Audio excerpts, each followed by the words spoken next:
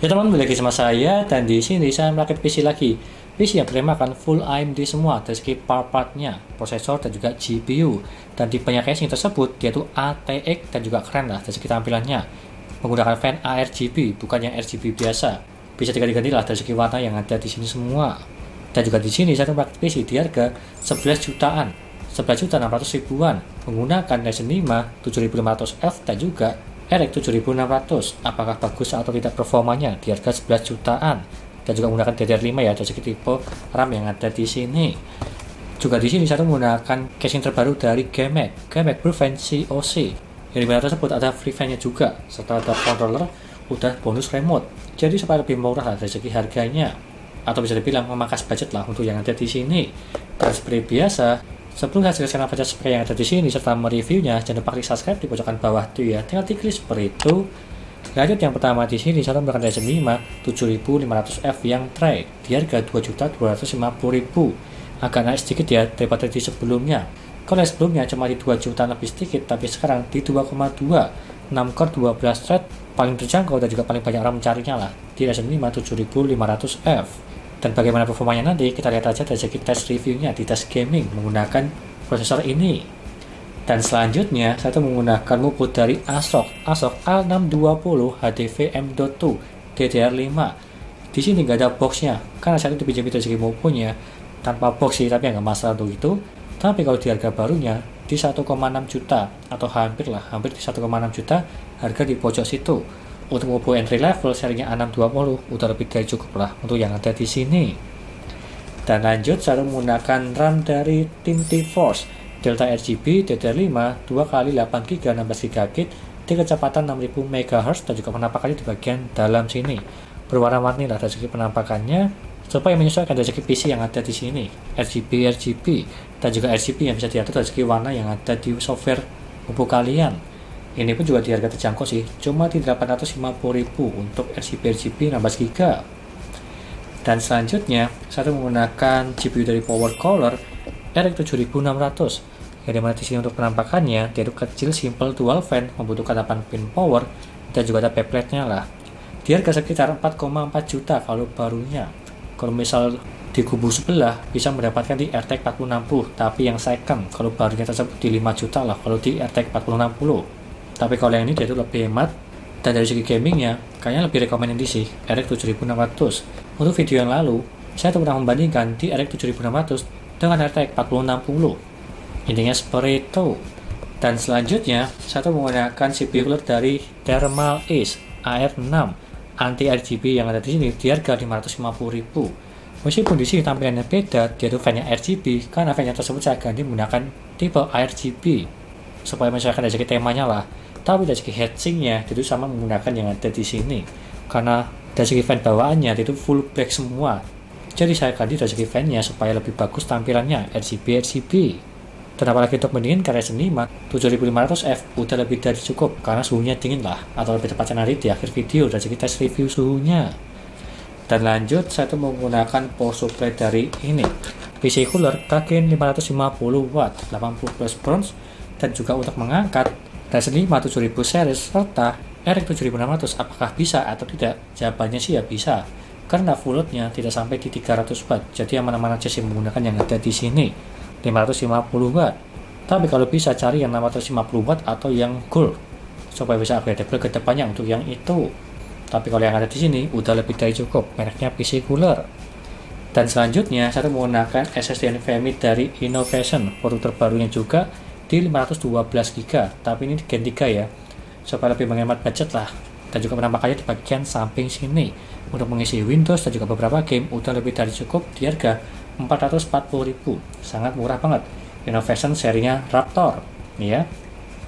Dan lanjut saya menggunakan casing dari GameMac Proven COC di harga cuma di 800 ribuan, udah free 4 fan RGB dan juga ada free controller juga, dan juga banyak free-nya lah, apalagi di remote yang ada di sini.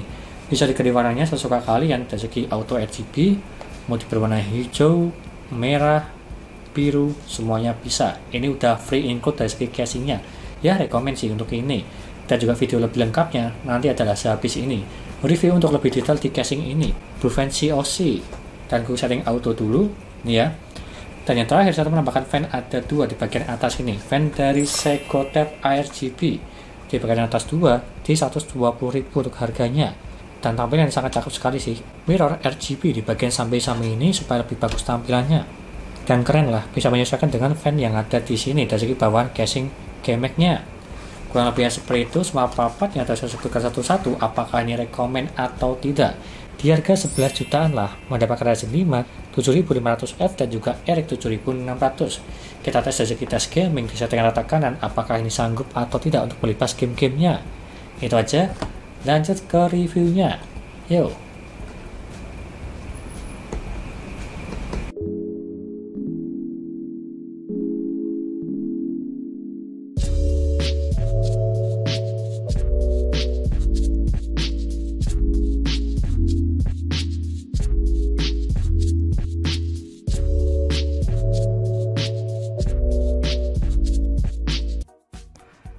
Lanjut yang pertama, dari segi suhunya, menggunakan thermal ice air 6 untuk mendinginkan Ryzen 5 7500F yang dimana minimalnya mendapatkan di 46 derajat dan juga maksimalnya di 75 derajat.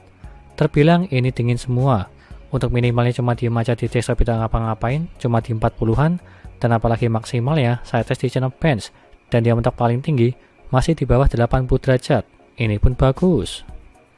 Dan lanjut ke gaming. Yang pertama, Need for Speed Heat di settingan 1080p dan juga settingan high dia itu mendapatkan di 126 fps. Terbilang ini lancar jaya. Dan kalau semisal di settingan ultra, mungkin bisa lah mendapatkan di 80 sampai di 90 fps untuk yang ini di settingan rata kanan. Tapi kalau yang ini amannya mendapatkan di atas 100 fps di settingan high aja di gamenya ini. Dan lanjut ke Star Wars Jedi Fallen Order, settingan 1080p dan juga settingan epic dia tuh mendapatkan di 139 fps. Ini pun juga lancar jaya. Settingan rata kanan masih mendapatkan di atas 100 fps di gamenya Star Wars Jedi. Dan lanjut ke Assassin's Creed Valhalla, settingan 1080p dan juga settingan ultra high dia tuh mendapatkan di 114 fps. Ini pun juga lancar, mendapatkan di atas 100 fps di settingan di rata kanan. Dan kalau misal untuk live streaming juga masih bisa lah untuk yang ini di gamenya Assassin's Creed Valhalla. Dan lanjut ke Valorant, settingan 1080p dan juga settingan high dia mendapatkan di 664 fps. Ini pun juga lancar jaya, tembus sampai di 600-an. Ya wajar sih, settingan rata kanan dan apalagi ini gamenya ringan sampai tumpah-tumpah fps-nya.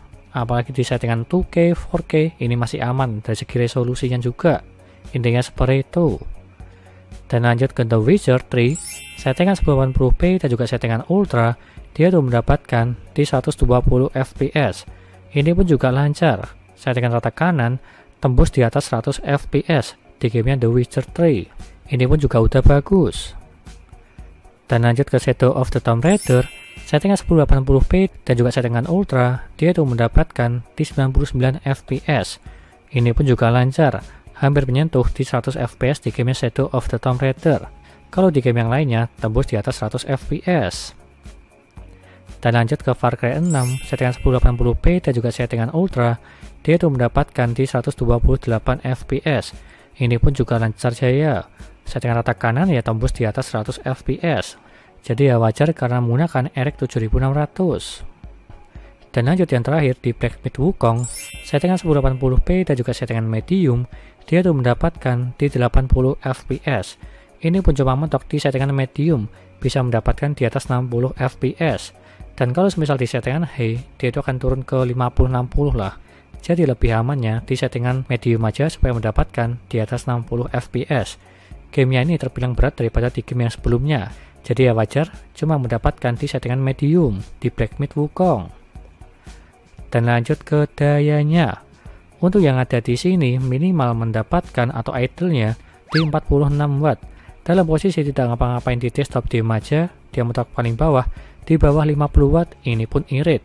Dan apalagi maksimal yang mendapatkan di 264 watt.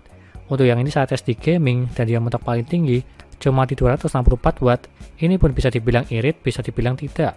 Jadi ini pun juga tidak masalah dari segi wattnya. Apalagi power supply-nya menggunakan 550 watt udah lebih dari cukup, belum sampai di setengahnya. Kurang lebihnya seperti itu, dan lanjut ke kesimpulan. Untuk yang ada di sini, apakah rekomen atau tidak? Kalau aku pribadi bilang ini rekomen. Untuk gaming, live streaming, udah lebih dari cukup menggunakan Ryzen 5, dan apalagi di GPU RX 7600. Untuk gaming semuanya bisa dilibas settingan rata kanan di atas 100 fps, kecuali di gamenya Black Myth Wukong, untuk yang itu. Serta tampilannya itu berwarna hitam RGB, tipenya ATX dari segi casingnya, terlihat masih banyak yang longgar, tapi dari segi kelonggarannya tersebut bisa dikasih action figure supaya lebih bagus tampilannya. Kurang lebihnya seperti itu, dan semua listnya ada di sini. Dan juga semua linknya ada di deskripsi. Silahkan dibeli jika lo berminat untuk part-part yang ada di sini semua, menggunakan Ryzen 5 7500F dan juga RX 7600. Sekian dari saya, jangan lupa like dan subscribe, dan nantikan video lainnya mengenai rakit PC Intel maupun AMD gaming maupun editing. Dan juga jangan lupa share ke teman-teman kalian yang mau rakit PC, tinggal DM aja. Terima kasih sudah menonton.